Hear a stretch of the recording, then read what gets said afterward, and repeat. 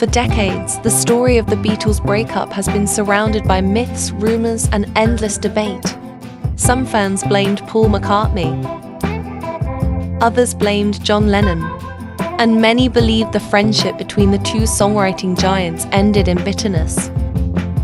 But now, more than 50 years after the Beatles split, Paul McCartney is opening up about what really happened between him and John Lennon, and his comments reveal a story far more emotional than many fans may have realized. In a recent interview, McCartney reflected on the difficult final years of the Beatles and the public tensions that emerged between him and Lennon.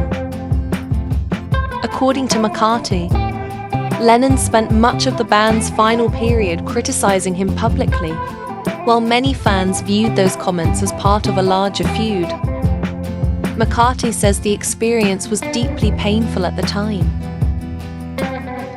He described Lennon's remarks as feeling like little daggers, explaining that every criticism hurt because it came from someone who had been his closest creative partner for years.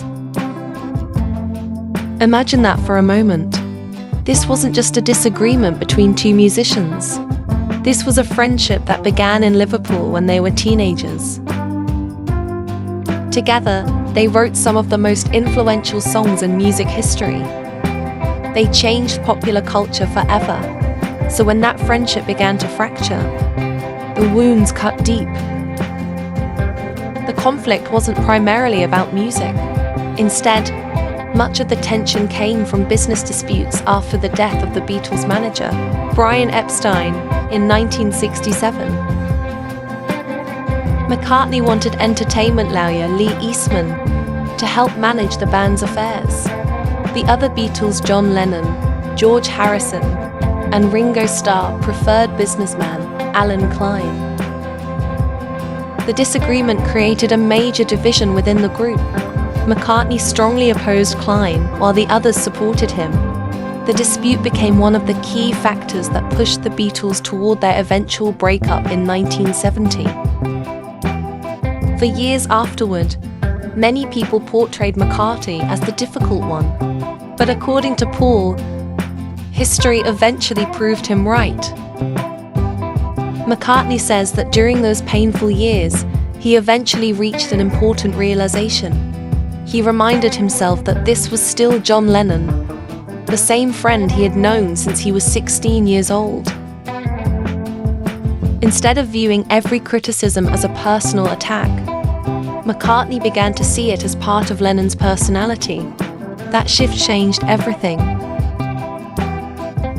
The comments still bothered him, but they no longer carried the same sting. He understood that Lennon was simply being Lennon. It's a surprisingly mature reflection from someone who lived through one of the most famous breakups in music history. Perhaps the most touching part of McCartney's story is what happened later. Despite years of tension and public disagreements, McCartney and Lennon eventually repaired their friendship.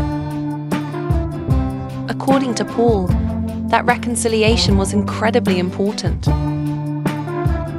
Over time, Lennon came to share McCartney's concerns about Alan Klein. McCartney recalls feeling vindicated when Lennon finally acknowledged that Paul may have been right all along. For McCartney, that moment helped heal many of the wounds left behind by the Beatles' collapse. And because the two men were able to reconnect before Lennon's tragic murder in 1980, McCartney says he carries good memories rather than lasting resentment. Interestingly, McCartney also revealed that when he writes songs today, he doesn't feel a special obligation to treat Lennon as some distant legend. Instead, he still thinks of him as a friend, a mate, the guy he met as a teenager in Liverpool, the guy he wrote songs with. That perspective can even be heard on McCartney's latest album, where memories of his early years with Lennon occasionally surface in the lyrics. More than half a century after Beatlemania, the story of Paul McCartney and John Lennon remains one of music's greatest partnerships. And while the headlines often focus on the feud, McCartney's latest comments suggest that the friendship ultimately mattered more than the conflict.